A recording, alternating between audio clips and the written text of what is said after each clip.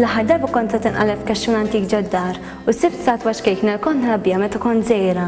Taf kemm ħadd pjaċir, jisni xribt xi teżor hekk. Kif jiġrilna kultantux, naħsbu f'xi ħaġa, infittxuha nsibuha. Jew insomma, u ġiet tkun qudd għajnejna laqas nindunaw biha.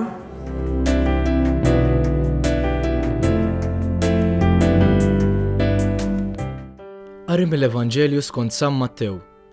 F'dak iż-żmien Ġesu qal lid-dixxipli tiegħu: "Is-saltna ta' smewit tixbaħ lil teżor moħbi f'għalqa li wieħed raġel isibu u jaħbih u kollu ferħan imur bih kull ma jkollu jixtri dik l-għalqa.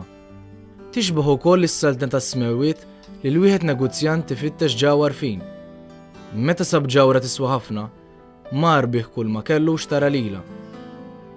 Tixbaħ ukoll is-saltna ta' smewit lil xibka mitfuqa l-baħar li fiha inġabar minn kollox. Meta timtela jtellgħu għax-xatt u joqogħdu bil-qiegħda jiġbru fil-kannessi dak li jkun tajjeb u jarmu l-ħażin. Hekk jiġri fit-tmiem id-dinja, l-anġili ħorġu jifirdu l-ħżiena mill-ġusti u jixtuhom fil-ħuġġiġa tan-nar. Hemmhekk ikun hemm il-biki u t-teżżiż ta' snin. Kollu fimtuh dan?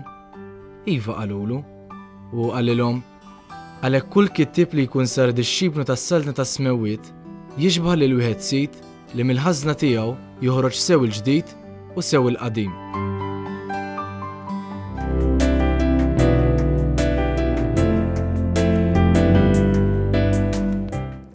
Jista' jkun li xi kultant ninsew l-aktar affarijiet importanti fil-ħajja tagħna li nistgħu wkoll ngħidulhom it-teżori tagħna huma bħal imħabba, l-mafra, l-ġustizzja, solidarjetà ma' minnu fil-bżonn, marid, fqir jew emarġinat. Madankollu hawn min xi darba oħra daq l-imħabba, hawn min ukoll xi darba ħassu aċċettat, iżda hawn min ukoll qatt ma daq xejn minn dawn. Imma fil-verità, kemm hawn minnu fil-bżonn jew emarġinat? Għanjek żgur li għaw Malta mhuwiex pajjiż tal-missjoni bħal kif naraw barra minn Malta, bħal Afrika, South America, pajjiżi hekk.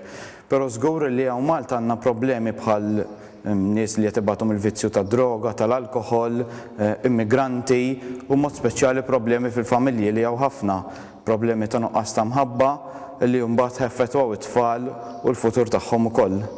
Imma kemm hu faċli biex dawn nindunaw bihom u aktar minn hekk li ngħinuhom? Għanek żgur li aħna bħala Nsara parti mill-missjoni tagħna huwa li nagħtu każ ta' ħaddieħor ta' min hu verament fil-bżonn.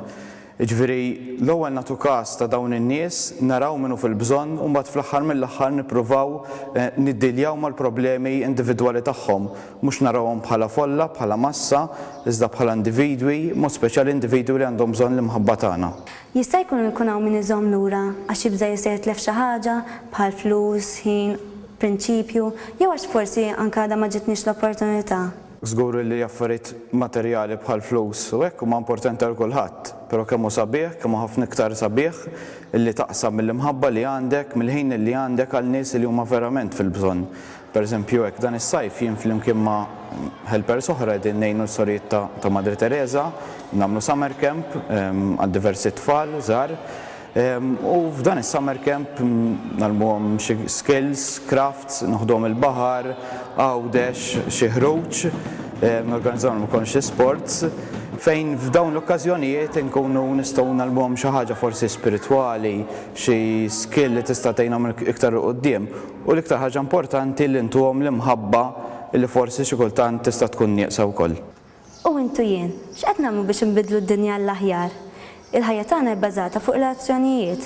Relazzjoni ma' min ħalaqni, mal-maħbub jew maħbuba tiegħi, ma' dawk li żjed viċin tiegħi, fuq ix-xogħol u anke ħbiberiji.